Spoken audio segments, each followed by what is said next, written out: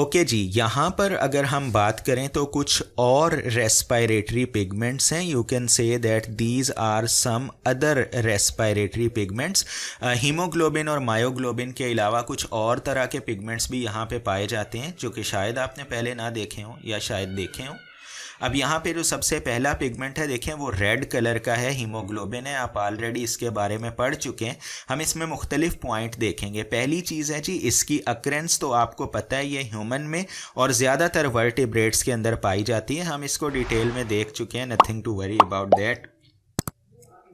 दूसरे नंबर पर जी उसके अंदर मौजूद मेटल है, जैसा कि मैंने आपको कहा उसके अंदर आयरन मौजूद होते हैं, तो कुछ समझने वाली बात नहीं है। अब है जी इसका कलर। बेटा याद रखिएगा कि कलर हम दो तरह का देखते हैं, ऑक्सीजनेटेड और डीऑक्सीजनेटेड। जल्दी से मुझे बिना देखे बताएं कि डीऑक्सीजनेटेड ब्लड का कलर कैसा होता है। ब्लू बोला ना आप लोगों ने, गलत जवाब है। ऑक्सीजनेटेड कलर ब्लड का रेड होता है और डीऑक्सीजनेटेड ब्लू नहीं होता, ये याद रखिएगा। आल्दो जब हम डायग्राम्स वगैरह बनाते हैं तो हम वेन्स को ब्लू कलर में ज़रूर शो करते हैं, बट वो आपकी वेन्स का कलर होता है, ना कि उसमें मौजूद ब्लड का कलर।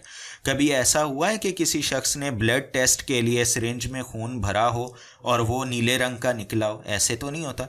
तो जो हमारी बॉडी से ब्लड निकलता है इट इज़ ऑलवेज रेड, मगर डिफरेंस थोड़ा सा ये है कि जब वो ऑक्सीजनेटेड होता है तो ब्राइट रेड होता है, मतलब तेज़ सुर्ख होता है, और जब डीऑक्सीजनेटेड होता है यानी उसमें ऑक्सीजन का लेवल कम हो जाता है तो वो डार्क रेड होता है।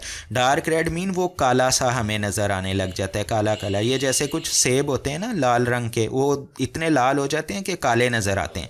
तो इसी तरीके से लोगों का खून भी काला सा होना शुरू हो जाता है, मतलब वो बहुत ज़्यादा डार्क रेड कलर होता है। और जबकि ब्राइट या शोख सुर्ख रंग जो होता है वो ऑक्सीजनेटेड हीमोग्लोबिन का होता है। उसके बाद जी दूसरा जो पिगमेंट है वो ब्लू कलर का होता है, जिसको हम हीमोसायानिन बोलते हैं। सियानो का मतलब होता है ब्लू।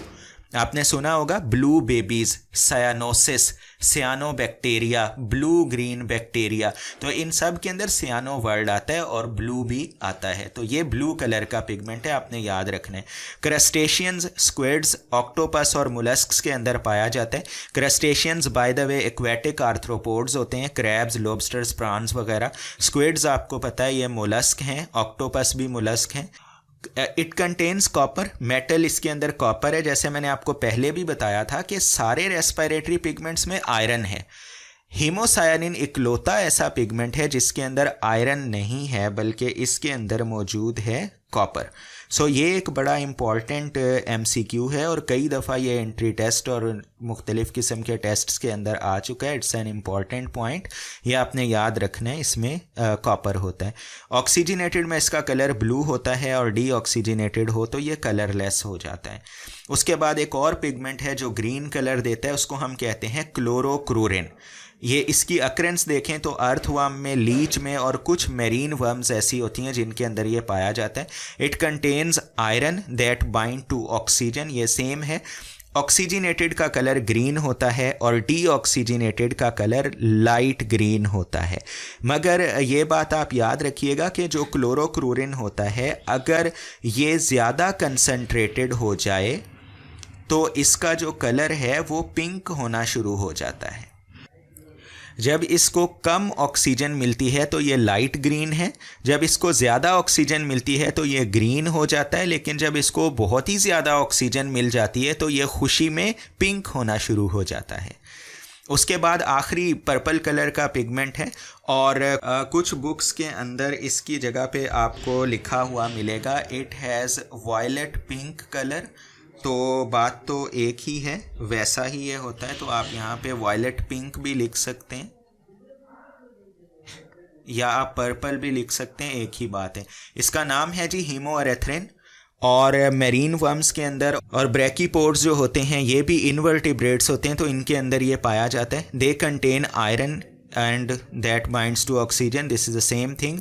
ऑक्सीजनेटेड फॉर्म में ये पर्पल कलर शो करता है, जबकि डीऑक्सीजनेटेड में ये कलरलेस हो जाता है। So I hope it was quite interesting, आपने बहुत कुछ नया सीखा होगा।